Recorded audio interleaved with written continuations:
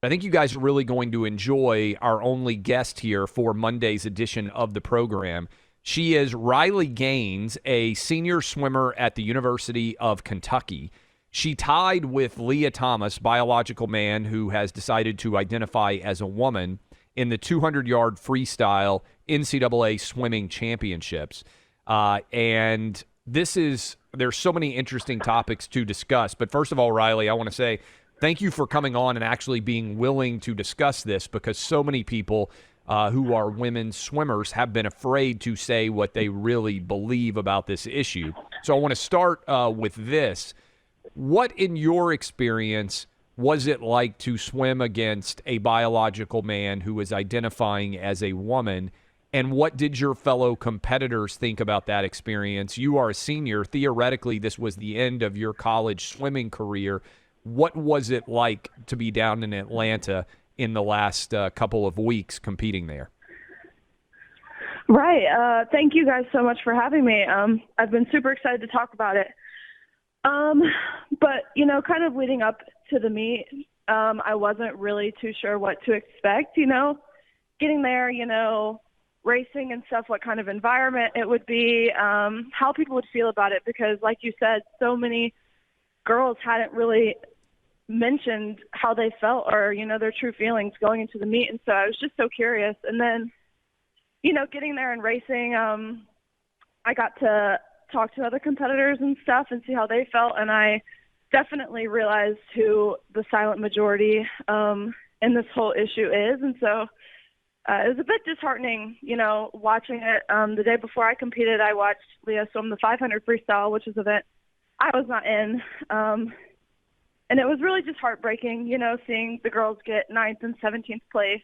But then the next day going into it, my race, it just felt defeating before you even raced, really, which is not a feeling I'm used to. So hey, Riley, it's Buck. I'm wondering, as you're saying this about the silent majority on this issue, do you come across any of your peers, female swimmers, who really think that this situation is fair, or is it almost entirely the recognition that there are adults out there, media outlets, NCAA bureaucrats, etc., who may come down on them for speaking out? So essentially, is the silence of many on this issue just a function of their fear of the consequences for speaking out, as you are right now, or do you come across female swimmers who honestly believe that Leah Thomas does not have a biological advantage and that this is fine?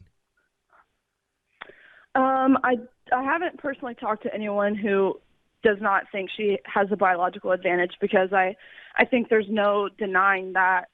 There are swimmers who are more supportive of it, but there's definitely the vast majority, don't think it's fair to women who, have been, in terms of, the past century, historically oppressed, where a lot of people will use the argument that transgenders are oppressed. Well, so have women been.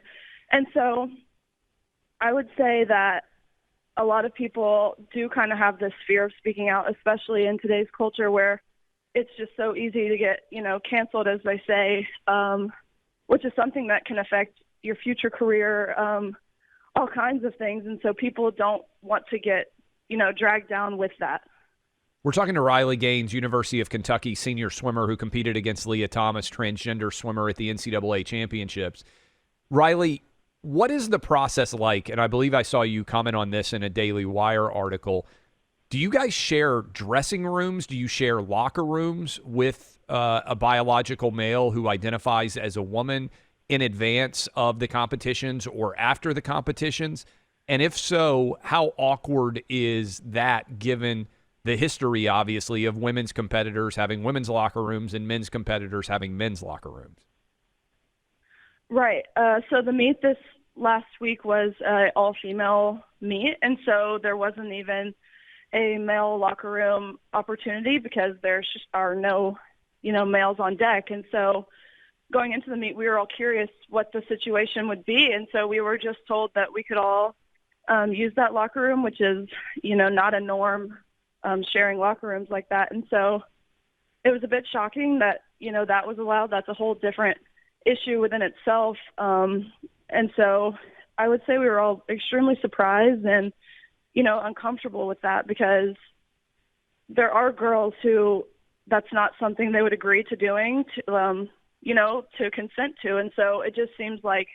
So sorry to cut you off here, but I just want to build on this a little bit. So you have a biological man who is allowed to come into the locker room that you guys are in, preparing to compete, getting ready to swim, and he is using the same locker room as you guys are? And if so, what is the reaction in the locker room? Because historically, if a man walks into a women's locker room, I mean, that's a crime in many jurisdictions for virtually everyone out there listening. This is just normalized as, he's going to be able to use the locker room because he identifies as a woman, and you're not allowed to say or do anything to disagree with that? Right. I think the NCAA, did make it seem like it was something that, we'll just all share locker rooms. But, there are so many girls who, even have faced sexual assault, and this kind of thing can be traumatic on just so many different levels. And so going into that locker room the first day, and, kind of seeing Leah in there, it was just silent, really. I think it just took all of us by just complete and utter shock, really. We're speaking to Riley Gaines. She was a senior at the University of Kentucky. She was a swimmer who tied with Leah Thomas at the NCAA swimming championship in the 200-yard freestyle back on the 18th of March. Riley, do you feel like the conversation is changing now? I mean, essentially after this Leah Thomas situation, is it now, you think, trending toward this will become the norm when there's a transgender swimmer, or is the pushback growing to the point where there will be a different approach? And as somebody who has swam for many years, competed at the highest level of the NCAA in your sport, what do you think would be a fair policy here? What do you think should happen? Right. I think since the article I released with the Daily Wire came out, more females have been willing to speak up, but there's just still so many who don't want to face that backlash. And so I'm not sure what the future looks like, but I do know the NCAA President Mark Emmert, I believe his name is, released a statement today saying they pretty much unequivocally and firmly stand with, what the rules have been in place. And so I believe every athlete deserves to compete if they want, no matter what category you may fall in. I believe everyone should be treated with respect and dignity, but there's a reason why Olympians don't compete with Paralympians. And there's a reason why, you don't have collegiate athletes on a 12 and under team. And so there's just these divisions and these boundaries that have to be made for things to, remain fair. And it's not a political argument. It's not any hate towards one person or one group. But it's just a matter of fairness and what's just right. Real quick, have any administrators or staff personnel, anybody tried to coerce your opinions on this? You tried to say, hey, watch out, or you shouldn't do this, or has anyone threatened consequences for you at the university for speaking out? I'm just wondering where the pressure might be coming from. No, my university specifically, has offered me a ton of support, and they want to protect me and want to make sure, that I know what I'm doing and I don't put myself in some sort of pickle, but they've been extremely supportive, and I'm super duper thankful for that. But I know there have been some girls from universities, even some parents have reached out to me saying that coaches and athletic directors and, SIDs have told their swimmers that they're not allowed to say anything, no matter how they feel. And so it just really kind of puts this,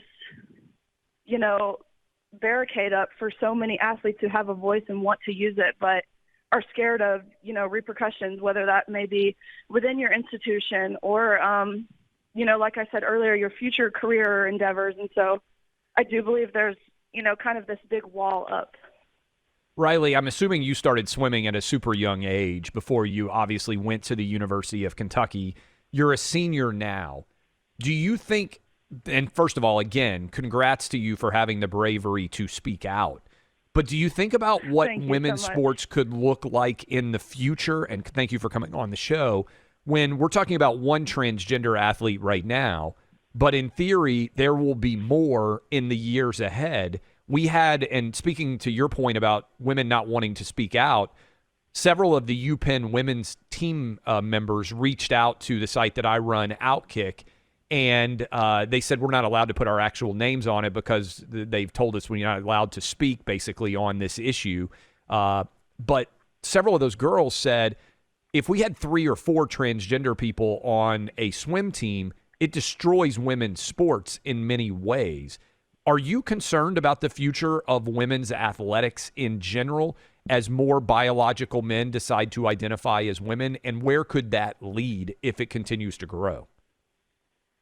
Yeah, for sure. I think this, opens a whole can of worms, seeing a biological male win a national title against Olympians, really. And so I think it just opens a whole nother door to a whole different realm. And it does put women's athletics and women's sports in total danger, really. And I think if the NCAA doesn't recognize that, I think there will be a big consequence for women. Riley Gaines. Riley, thank you so much for speaking on this issue, your bravery on it. We appreciate people telling the truth about what's actually going on who are experiencing it themselves. Thank you so much. Yeah, thank you, guys. That is Riley Gaines, University of Kentucky senior swimmer. We are joined now by Florida Governor Ron DeSantis. Appreciate him coming on and hanging out with us. And Governor DeSantis, want to dive right into it. We've loved on the show that you haven't buckled down over the parental rights bill that you signed yesterday. Disney, I'm sure you saw yesterday, released a statement condemning the bill. What would you say to Disney, which obviously through Disney World and the properties there has a substantial component of its company located in your state? What was your response when you saw their public statement yesterday? And do you anticipate talking with CEO Bob Chapek anytime soon? What's the relationship like there? Well, this state will be governed by the best interests of the people of Florida, not based on the ideology of corporate executives in California. And for Disney to come out and say not only that the law should have never been enacted in the first place, but that they're going to actively work to repeal substantive rights and protections that have been put in the law to benefit parents in our state, I thought that crossed the line. I mean, first of all, they were not involved in lobbying on this bill when it was going through the House of Representatives. I don't think they even registered to lobby on this bill. And so it was something that was going through. They were not involved in it. Then all of a sudden the mob came after them, so now they're acting like it should have never been enacted. Also, to say they're going to work to repeal it, I think that they think that they control this state just because they have a big theme park here. And I got news for you. That is not the way the state of Florida is going to be run, and we're not going to be bending any knees to any woke corporations. Hey, Governor DeSantis, it's Buck. I just wanted you to get on the record with people all across the country listening, because as you know, there's been such an onslaught of propaganda around the parental rights bill in the state of Florida. Most people, without even thinking about it in the news media, or perhaps after thinking about it, depends who we're talking about, refer to it as the Don't Say Gay bill. You, I'm sure, saw the celebrities at the Oscars who were pretending that it was a Don't Say Gay bill, all of that. What does the bill really do, and why was it important to get this through? Well, first, just let me say, people in Hollywood, these are the same people that held up degenerates like Harvey Weinstein up as exemplars. They serenaded him for years and years, knowing full well about his misconduct and his behavior. So if they're criticizing Florida, that is a badge of honor for this state. In terms of what the bill actually does, it doesn't even mention the word gay. It does two main things. It bans any classroom curriculum on things like sexuality and transgender for grades K through 3. And so it's totally inappropriate that would be something that would be injected into your kid's kindergarten or first grade classroom. And then anything beyond that has to be age appropriate. So that's kind of the curriculum component. So that's really what they're talking about. What they don't talk about as much, so they're misrepresenting that, but what they don't even acknowledge are some of the substantive protections for parents beyond that. So we had a woman at our press conference yesterday from Tallahassee named January Littlejohn, John. Her daughter was in the school system here, and the school, without telling her or her consent, was transitioning her daughter to become a boy. They even assigned her a boy's name. They had her use boy pronouns. And so in Florida, that is totally inappropriate to do that without informing the parent or without the parent's consent. So now parents have substantive rights if a school would try to do that, and schools know that that's not something that they're allowed to do. And so I think if you talk about the bill to parents, I think overwhelming, massive majorities think that this is just common sense. We loved what you did. We had one of the female swimmers that competed against the Penn transgender swimmer yesterday on our program, swims at the University of Kentucky. And you honored because the girl who came in second really would have been first place if a biological man had been swimming against her, Emma Wyant. Yep. You released a proclamation because I believe she was from Sarasota, if I'm not wrong. Explain how you came to make that decision and what your perspective is in general on men competing against women's sports, which has become a cultural flashpoint in our society of late, unfortunately. Well, I signed a bill last year protecting women's sports in Florida from the early grades all the way through college because women deserve to have equal opportunities. And when you have a man who may identify as a woman but is still biologically a man competing and swimming and some of these other things, it's not fair and it destroys the integrity of the competition. And so that's really what the NCAA did. They destroyed the integrity of that women's swimming championship, and they robbed Emma Wyant of a national championship. And yes, she's from Sarasota. She was an All-American all 4 years of high school.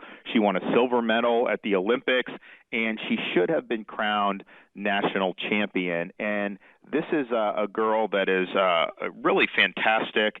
And to have something, a life achievement like that taken away from you because of a woke organization like the NCAA, I think that was an injustice.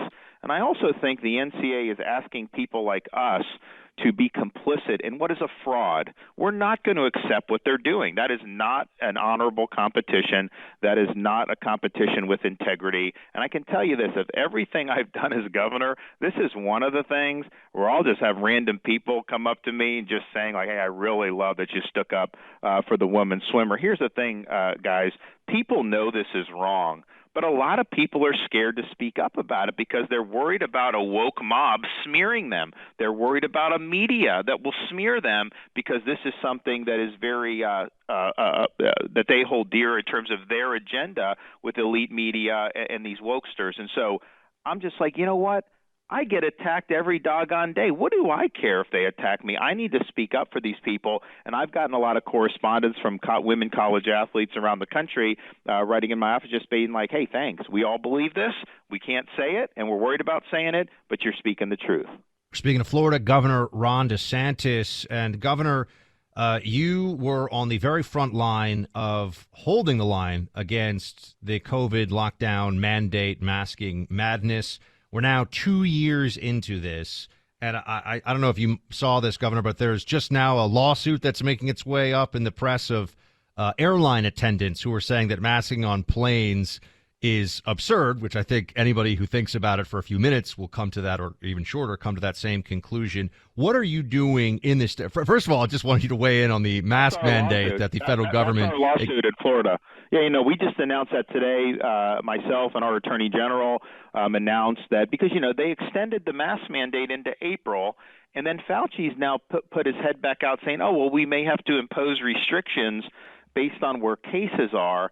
And this is unacceptable. And so even if Biden lets the airline, the transportation mask mandate expire next month, he very well may reinstitute it at some point. And so I think that there's a constitutional issue here. I think there's a matter of the government acting in a way that's arbitrary and capricious.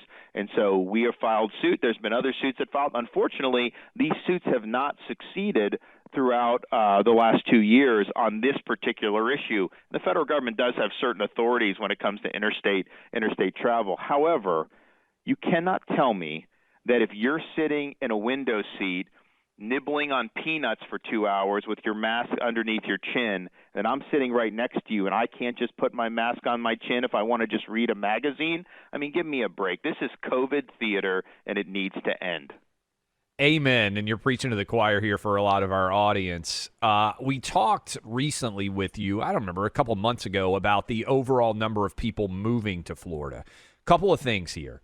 One, what would you say to people out there who are afraid that the numbers have reflected, I'm sure you saw them, Governor, that people are leaving New York, they're leaving California, they're leaving Chicago.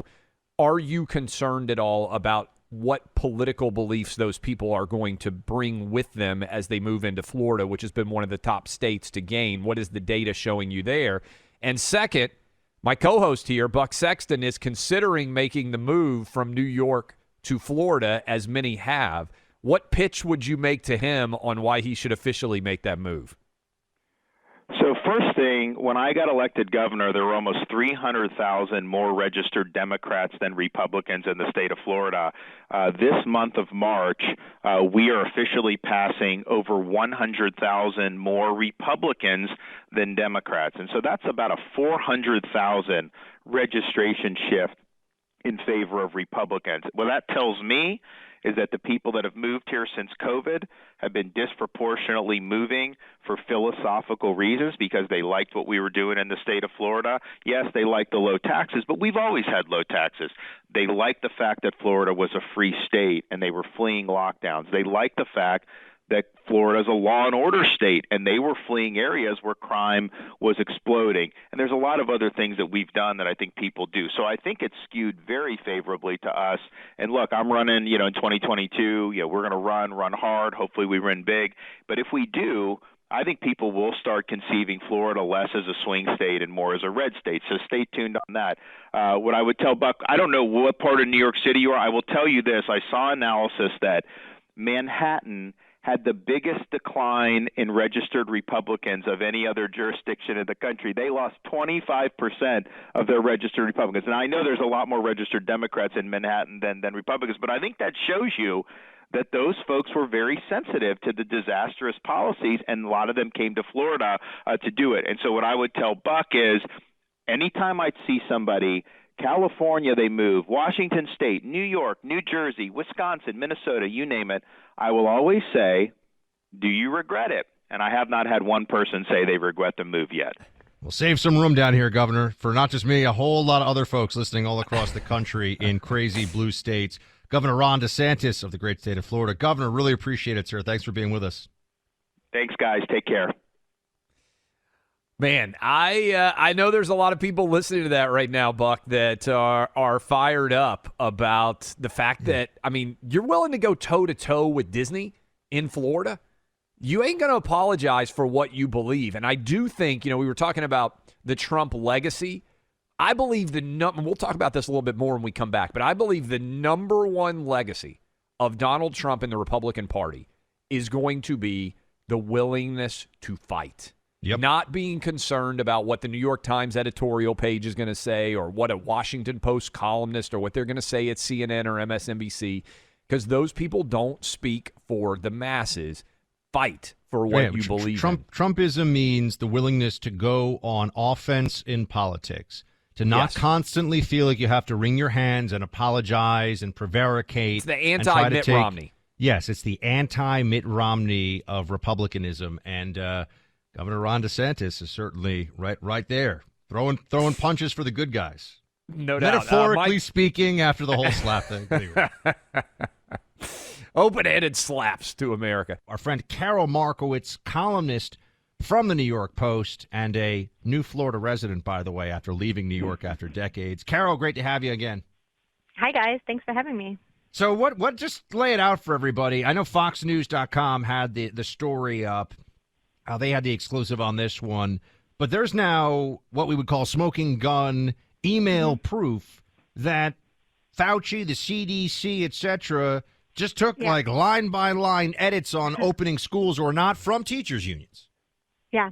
So the thing is that we've known all along that this was the case. It's just ever more evidence is coming up to further prove that was the truth. And again, you and I, the three of us have discussed this all along that we knew that Randy Weingarten sat down with the CDC and said that their move from 6 feet of distance to 3 feet of distance in classrooms was not going to work for her, and they're going to need to change the science to fit what her members want.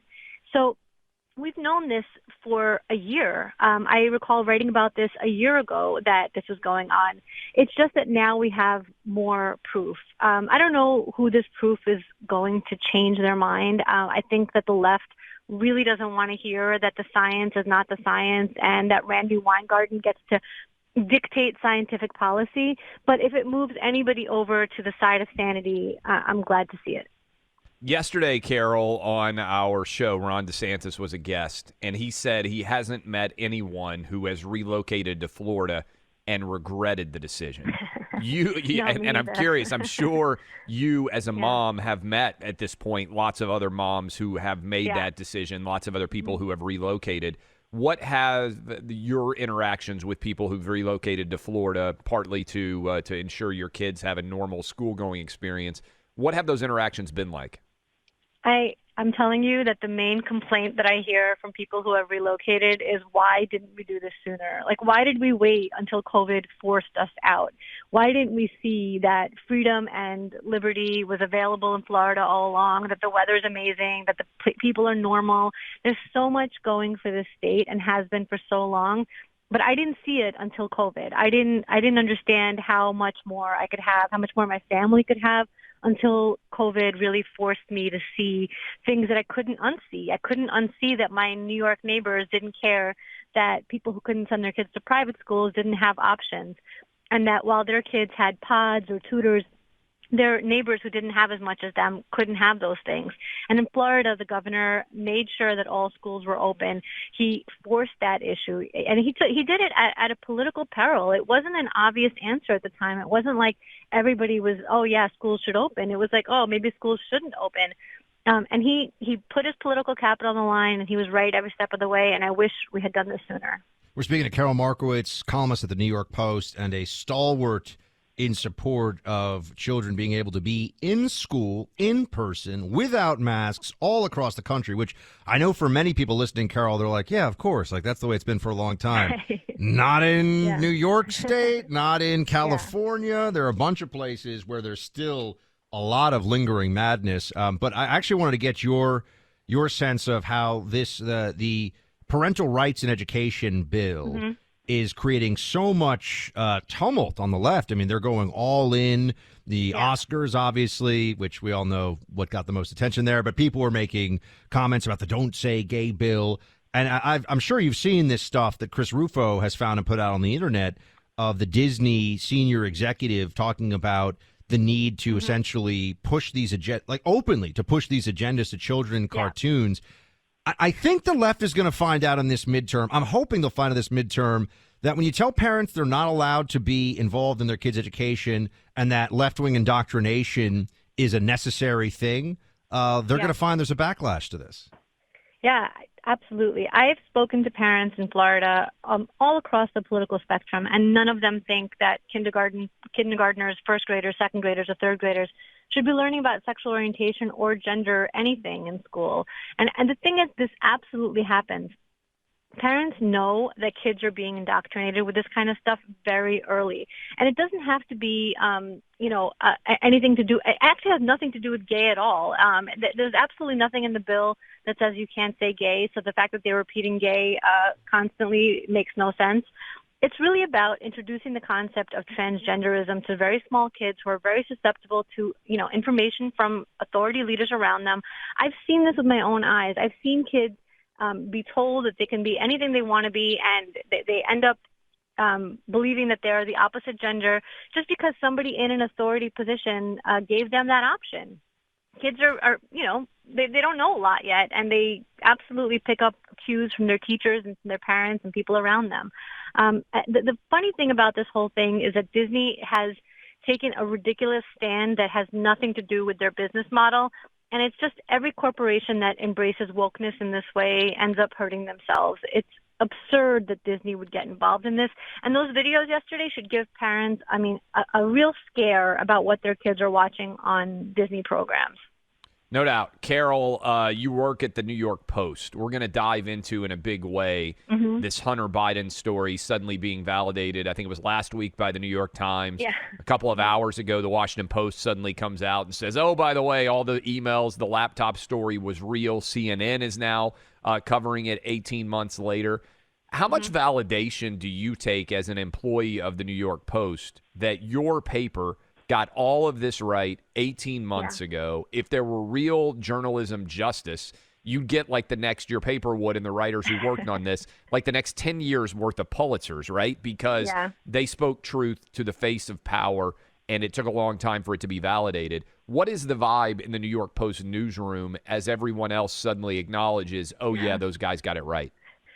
So it's funny because the New York Times story did not have any additional information. It was like, we have now confirmed that the information that was available is correct. I think the big story, and I fully agree that the people at the New York Post have been validated. I think that the fact that the Twitter and Facebook had gotten so deeply involved in shutting down the story that you couldn't DM it to anybody, it was really absurd. It should make people afraid of what is happening online and how much control these companies have over us. But I think the real question, and I'm sure that you both will be diving into this, is why now? Why are all these news organizations going into this now? And to me, I mean, it's a pretty easy answer that they don't want Biden to be the 2024 nominee. And this is a way to injure him without making it seem like they're really throwing anything at him. But, I'm looking forward to hearing what you guys have to say about it. No, I think that's 100% right? We were actually talking about this, Karol. Yes. It's like you were the third on the conversation we just had before the show. We were talking about this on air because just so you know, and Clay and I are making a lot of jokes about, we have an on-air bet about whether or not there'll be charges against Hunter Biden. And my contention is not that Hunter Biden clearly broke the law, but up until this point, I think it has been clear that the apparatus, whether it's Biden's DOJ, the libs that run prosecutors' offices, et cetera, was willing to look the other way and or protect him. The same way they did Hillary. I mean, what Hillary did was recklessness under the statute of handling classified information. I had a TS clearance. I know what this is like. She broke the law, full stop. And Comey just said no prosecutor would bring charges. That's just not true. They protected her. I'm wondering now, and we'll be talking about this, as to whether, to the point you make about Biden, whether Hunter Biden is no longer a made guy, so to speak. Remember in The Departed, when there are guys you can't hit? Hunter had kind of been, for the lib corporate media, a guy you can't hit. It starts to feel like they've decided all of a sudden, no, he is a guy you can hit. Right. I think he's more like Joe Pesci in Goodfellas. He's going to be invited into a room to get made and get whacked instead. Very well. Very good analogy. He doesn't have that protection anymore, and I think they will go after him. And then there's also our mutual. We're speaking to Karol Markowicz of the New York Post columnist. Karol, there's Fauci. We're also going to be talking about him in a little bit. He's still out there, and I mean, this guy is talking about going back to restrictions, and I really, I don't know, I get so mad and so out. It's just so angry about all this that it's almost hard for me to verbalize my feelings about this guy and people that are still supporting him. Yeah. Do you think we've reached the point where a solid majority of the American people across party lines realize he is an evil little tyrant Smurf and was wrong about everything, or not?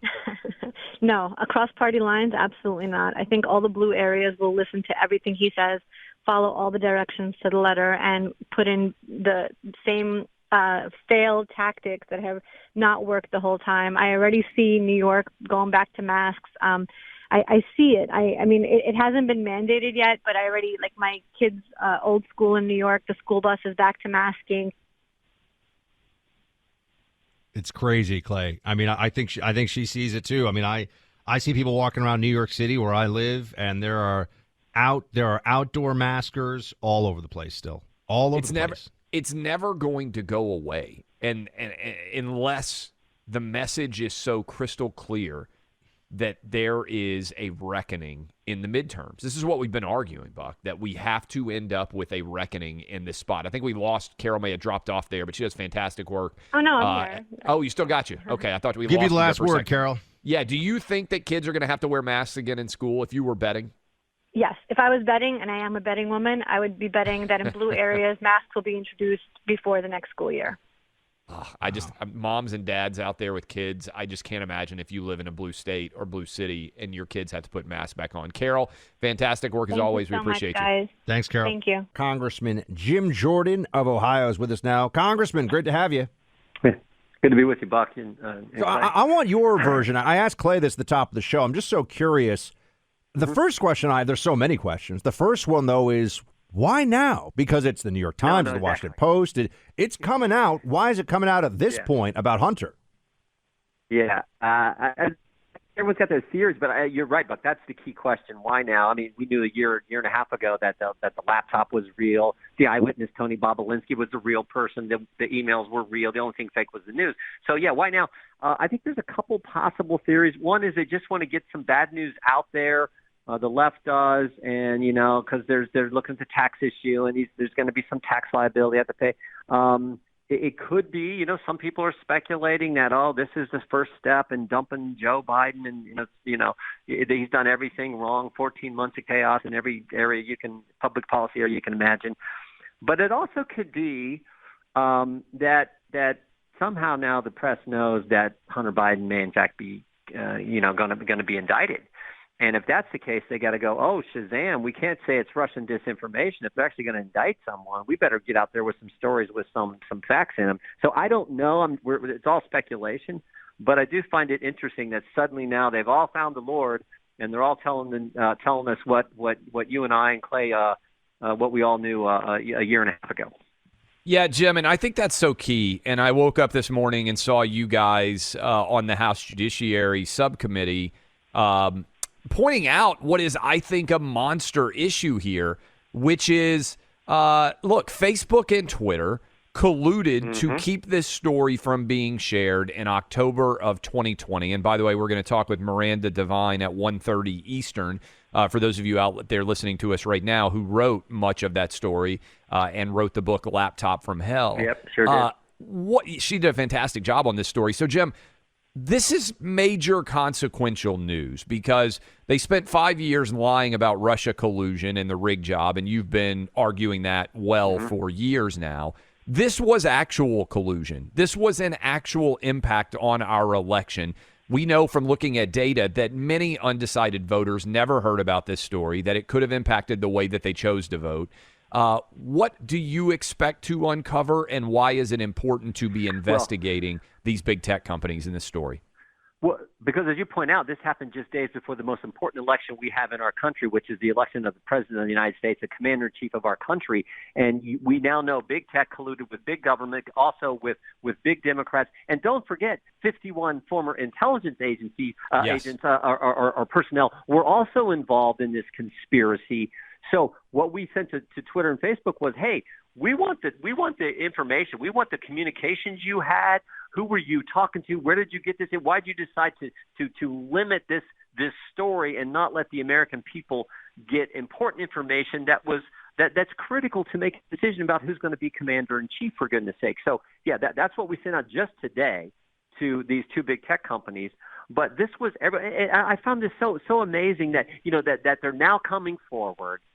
When we all knew that what they were telling us, Russian disinformation, was baloney. We knew the disinformation was the collusion, the conspiracy they all were a part of. Speaking of Congressman Jim Jordan of Ohio, Congressman, we're hopeful that not only will Republicans take back the House, but that it will be a shellacking, a repudiation, a reckoning is a term that we like to throw around here. But irrespective of how big the majority is, assuming there is a majority, and seeing that the reality of the last election was that big tech colluded with the Democrat Party to throw a presidential election through lies and suppression of information to a Democrat president or a Democrat presidential candidate, what do you think? What can Congress actually do? We started to hear toward the end of the Trump administration about, how we're going to change, what is it, Section 230, or what actually can be done? What should be done so that big tech isn't able to short circuit the democratic information flow? Yeah, well, we're definitely going to have legislation that does a complete overhaul of 230, takes away their liability protection. But you got to remember, Joe Biden's not going to sign it. So we should pass that anyway. send that message, and then we should also work on legislation. We're going to do this in Judiciary Committee, legislation that would move antitrust actions. Remember, the Trump administration had an antitrust action both from FTC and DOJ against Google and Facebook. So we want those kind of cases to get to the Supreme Court in an expedited fashion. So we're going to look at legislation to do that. Again, I don't know that Joe Biden would be supportive of that, probably wouldn't. But you pass legislation, you help frame up the 2024 presidential race, and then the way American politics works is you have a presidential election, and that's going to be part of the debate, part of the discussion, part of those policy areas talked about, and we see who gets elected. I hope it's President Trump. I want him to run, and I think he's going to, and I think he's going to win. But that's how you frame it up. And then you do the investigations. Again, we can't hold anyone accountable. We can't indict anyone. But you do the investigations because the folks I represent in the 4th District of Ohio and Americans across this country deserve to know the truth about Hunter Biden, about the border situation, about the school boards being, parents being targeted as domestic terrorists by the DOJ. You do those investigations and you get the truth out there for the country. Jim, what do you think about the criticism of Clarence Thomas? I'm sure you've paid a lot of attention. We're going to talk about that a little bit later in the show. Jenny Thomas sends text messages to the White House officials, and all of a sudden Clarence Thomas is being argued that he has to recuse himself. He shouldn't be able to hear some cases. What's your reaction to that? This is step one in packing the court. I mean, remember, Joe Biden had the commission. We got this important pro-life case in Mississippi that's coming. They're setting the stage to pack the court. And step one is to go after Justice Thomas by targeting his wife, who's simply engaging in her First Amendment free speech rights. This is craziness. It is as wrong as it gets. But this is all part of the left's concerted effort to pack the court. You watch. We get a pro-life decision from that Mississippi case this summer from the court. You will see a press, I think, from the left, from the Democrats, to implement this court packing. They've already introduced the bill. Jerry Nadler's introduced the bill. So I think that's what this is really about. Step one in their court packing scheme, which is dangerous. Congressman Jordan, what do you think is a good goal for Republicans in terms of House seats to pick up going into the midterms? Clay and I have been talking about that. We kind of want to set the standard now so that everyone understands it's not enough to take back control. It has to be a red wave like we haven't seen since at least 2010. Oh, I hope so. I hope so. But my background's in the sport of wrestling. I learned a long time ago. You never want to be overconfident. You step on the mat. You want to be confident, and we need to campaign confidently. We need to take our message to the American people. We need to talk about how the metaphor for the Joe Biden administration, 14 months, I think the real picture that should be in people's mind is when those individuals in Afghanistan were trying to jump on the wheels of the plane as that plane's taking off. That shows you the chaos that this administration has been, not just foreign policy, but every domestic policy area. And, of course, not to mention the scandals that are now coming forward with the first family and, of course, the attacks on our First Amendment. So we need to campaign positive and confidently. I think we're going to win. I sure hope it's a red wave and it's a huge number. But our focus is we just got to get the majority so we can put a halt to some of the craziness from the left that we see. Jim, you may know this already because I know sometimes you get to listen to the show as you're driving around in your district. Mm-hmm. Buck and I have a steak dinner bet over whether Hunter Biden is going to be indicted. I said I think he's going to be indicted. Buck said no. If you had to pick one side of that bet right now, would you be on my side or would you be on Buck's side? Yeah, I would probably lean towards yours now in light of the fact that these stories have come. I mean, you got the Washington Post. I mean, when the Post, think of this line in the Post here. It says, the Washington Post review confirmed many of the key details and found additional documents showing the Biden family interactions with Chinese. They would never write anything like that. So when you got the Washington Post doing two long articles yesterday on this situation, I guess I kind of lean that, but it's speculation. And I never would have thought that until, frankly, these two articles from the Post yesterday. But I guess maybe I lean a little bit in that direction, but we'll just have to see. Here's a little tidbit for you too, Jim. I've never had anyone at Washington Post PR email me stories related to political breaking news before. In my history, I have a public email address. Both of those got sent to me by somebody at the Washington Post the minute that they went up. Got sent to me too. You got them too, Buck? 11 o'clock yesterday, 11:04. Two long story. Here's the Post. Here's how the Post analyzed Hunter Biden's laptop. Hunter Biden's multi-million-dollar deals with the Chinese energy company. I mean, and they go into some things in here in that story I just thought were just fascinating. Some of the details I sort of forgot. This whole office he was setting up. And got 4 keys and had names and referenced his uncle and referenced his father and yet then never picked up the keys, never opened just stuff that information we frankly didn't know about. So I think that tells us something. Amen. Thank you for taking the time. We'll look forward to talking to you again soon, Congressman.